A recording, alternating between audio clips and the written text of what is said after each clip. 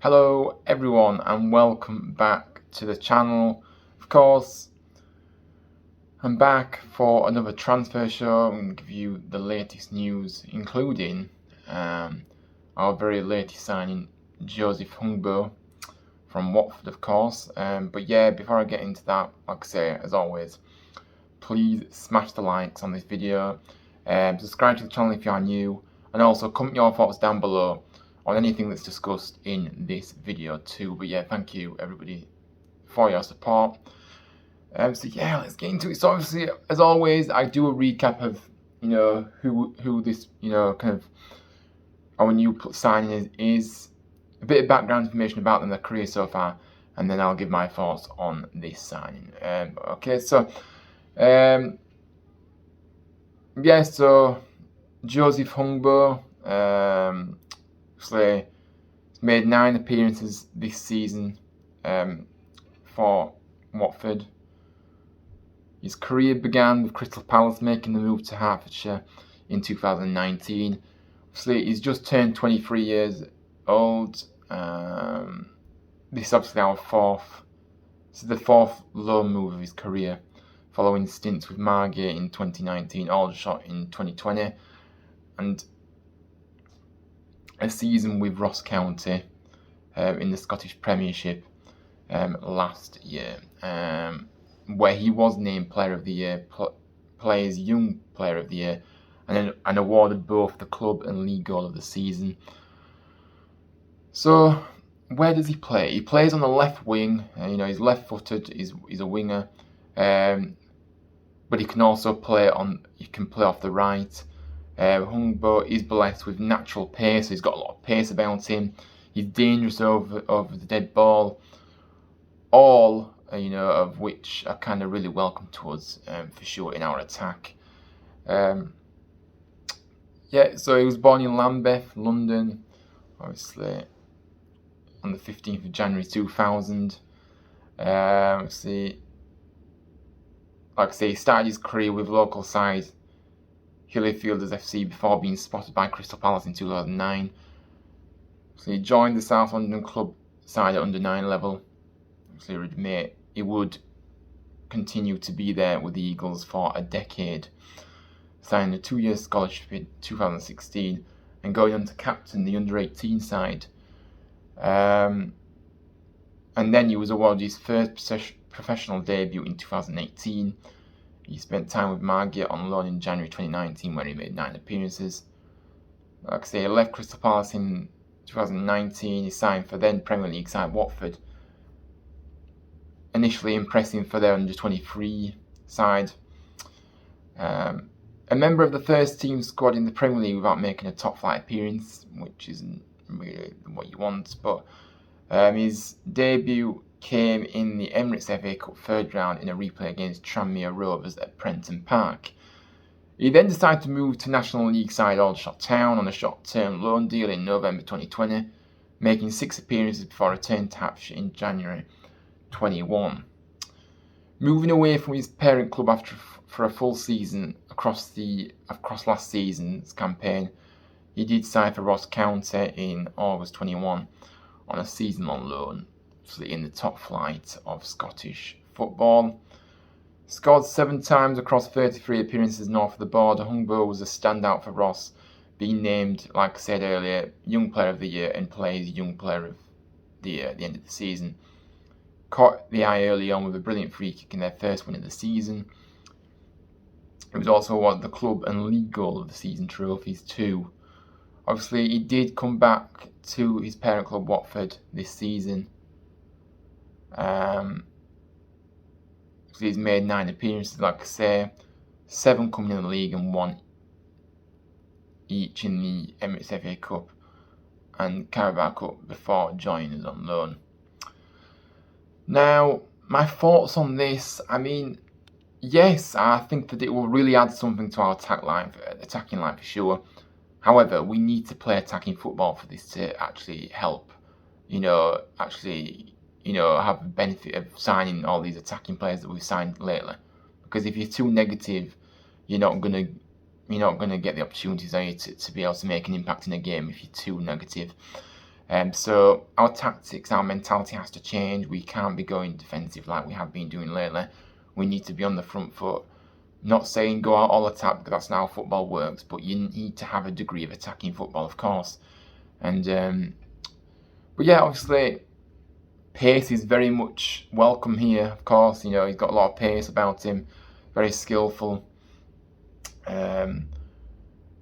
Obviously gained experience. Even though he's not been in the Watford side, he's still been playing football regularly, wherever he's been, of course, and that is really crucial. So yeah, I do like the look of this sign. I think he's a potential good one. Be interesting to see how he gets on. But yeah, it's one of those where we're just going to have to wait and see. I think what I will say, this sign doesn't excite me as the ones maybe we've signed previously in this window. That's no disrespect to Hungbo at all, because I'm sure he's still very young. He's still not hit his peak yet, so there's still a lot of I'm sure he will bring something to the table, and obviously I think it's just a case of seeing how he does. I can't say I know much about him. Obviously, reading research, obviously reading up about him, and obviously, but whereas with the other players like Lowton, like Knockout, like Waghorn, I know them more than I did this guy, because I didn't really heard of him, to be honest with you, before he signed. But yeah, we'll see how he gets on. But yeah, I'm happy that we've added somebody else in. Another option is always welcome. We do miss a lot of pace in that final third for sure. So having somebody like him, will really help that. I just hope that he can produce some key moments for us, of course. Getting in some goals and obviously trying some assists as well will be nice. So yeah, really, really positive for me, and yeah, I really am happy with this. But yeah, obviously going on to other news, then it was obviously announced that Kane Kessler-Hayden has returned to Aston Villa. He's been sent back to Aston Villa.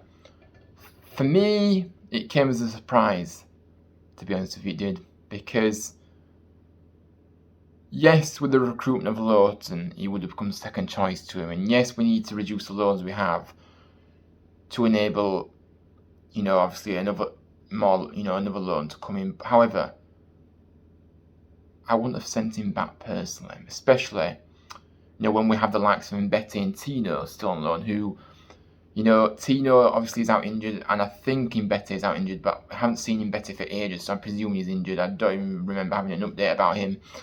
But yeah, I find it very strange, because yes, he would have been second choice, and obviously he was able to play on the left-hand side if needed as well. He did do that in the Cup, even if it isn't his most natural position. But I still think that why have we felt like we don't need backup on that right-hand side? I never know. Because obviously Lowton, is the first choice, let's be honest. But Hayden was actually finding some really good form, wasn't he? He was... he did start off slow, definitely. But he's got stronger and stronger. And for some reason, we've decided to let him go. Now, what I will do is I'm going to give you some reactions to this news, obviously, that Kane Kessler-Hayden got sent back to Aston Villa from a few fans on social media.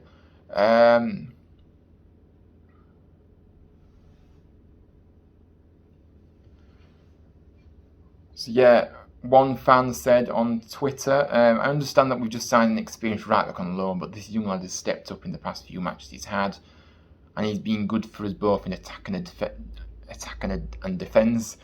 With the Ginger Cafu, of course, Ollie Turton now injured still, surely it makes sense to have more than one option. And yeah, I agree with that. I think, he was, attacking, he showed real good threat, and defensively, he was very, very good too. So yeah, somebody doesn't suit our system of defending a 1-0 lead for 60 minutes. I think that was very sarcastic of that guy to say that, but of course I kind of agree with him. Looks good in recent games. Lawton and the Ginger Cafu strength in depth at right back according to left back. I mean, we have got somebody that's not been so impressed. He's been poor and isn't championship standing yet, so had to go. With Lawton, who is far superior defensively, so a no-brainer. So we haven't got all the same viewpoints. Final one, and then obviously I'm going to seem sensible after reading the statement. Competition with Lawton, Turton, Thomas, and Spencer for right back, right wing back role. Only allowed 5 loanees in matchday squad, had 6, and in need of a lone goalkeeper now. Nichols requires surgery. Makes sense to send him back. But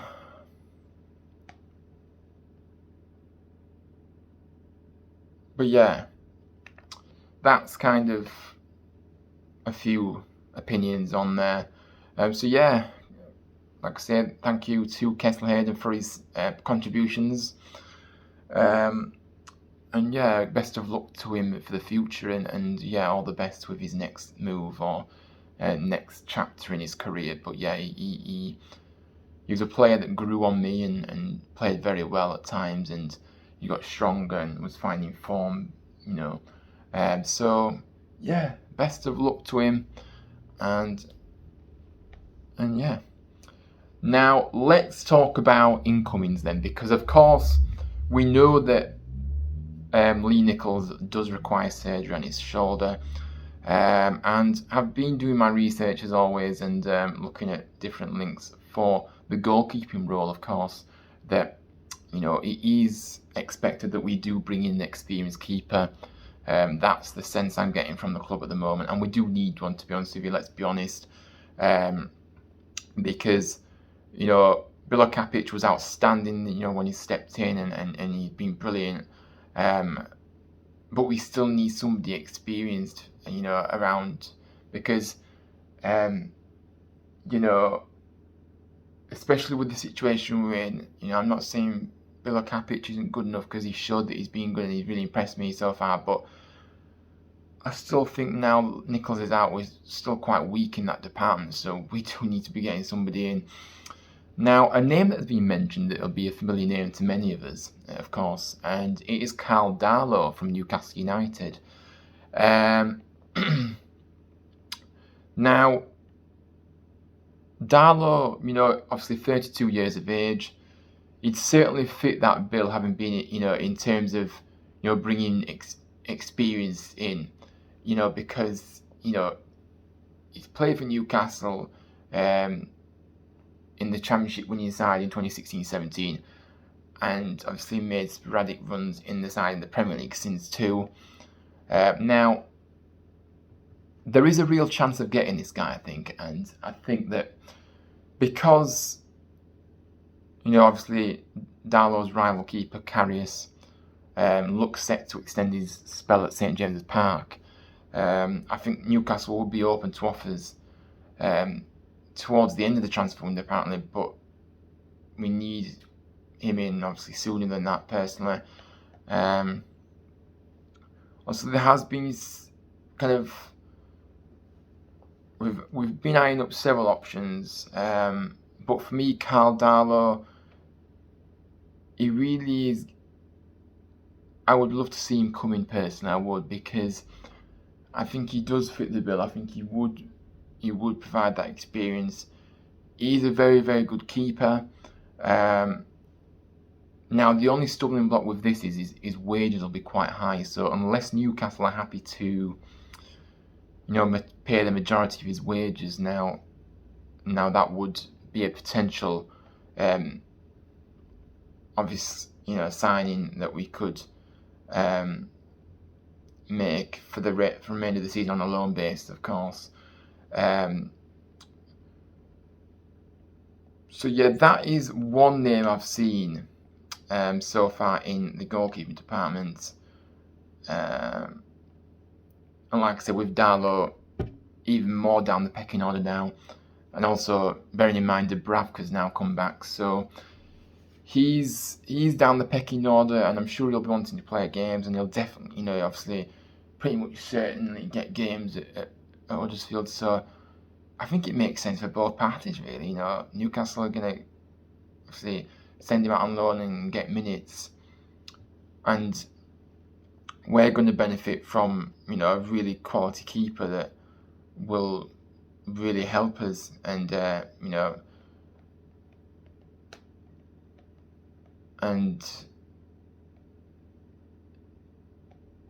really kind of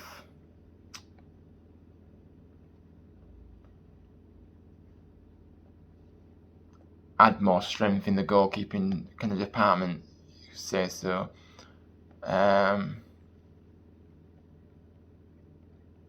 Now, what we're going to do is we're going to look at other links as well that we have been linked with, and then I'm going to give you my preferred choice of who I'd like to see. Now, Alex Smithies has been mentioned of coming back to the club on loan. Now, we know a lot about Alex Smithies, of course, one of our own, Huddersfield lad, and of course he did have he came through the academy at the club and obviously played plenty of times for us,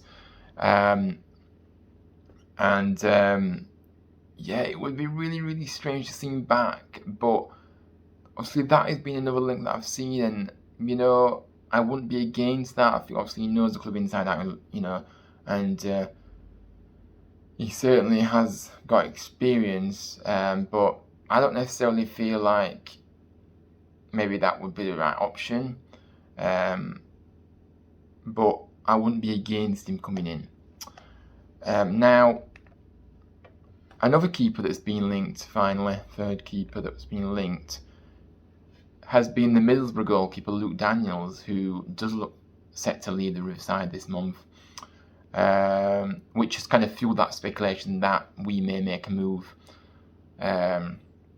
for him.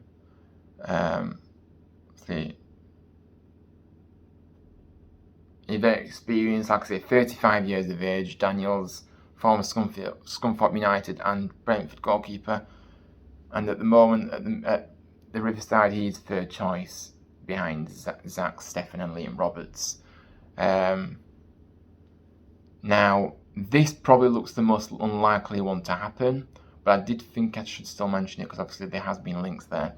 I think that we are probably looking at other kind of options, but yeah, I don't think we should be going for Luke Daniels. I think we should be going for someone a bit more, with more pedigree, I would say. I don't really know, even though he's experienced, I haven't really heard of Luke Daniels, if I'm honest with you, so he's one of those. So my pick would definitely be Carl Darlow, and if we could get this over the line, it would be a real quality signing for us, naturally. I would be delighted to see it. Now, it'll be interesting to see what the further developments are in the next few days, but from my understanding, I think Darlow will be the number one choice to try and get through the door. As you can imagine, a player that, like I said, go back to it, he has got that pedigree of who, kind of a real quality keeper. He's got, and, being at Newcastle, he's going to want to come and play games here, and he will do. And I think he will feel like potentially this will be a good move for him. But we're just going to have to see. But that is kind of all the rumours for now regarding the goalkeeper. I've not heard any other names mentioned, but of course we'll be back for another transfer show in the coming days, or maybe next week. I'm not sure yet. We'll have to see, but we'll see how the any rumours develop as to when we do our next transfer show. But yeah. That is it. So yeah, like I say, I hope you did like this video. It is, of course, just updating you all with the transfer news and giving my thoughts on everything. Please make sure you smash the likes, subscribe to the channel if you're new, and comment your thoughts on everything that's discussed. Who would you like to see coming as another goalkeeper? Who would you like to see come through the door? What do you make of the signing of Joseph Hungbo from Watford on loan for the rest of the season? Let me know about that. And who else would you like to see come in? You know, what positions would you like to see strengthened from now until the end of January?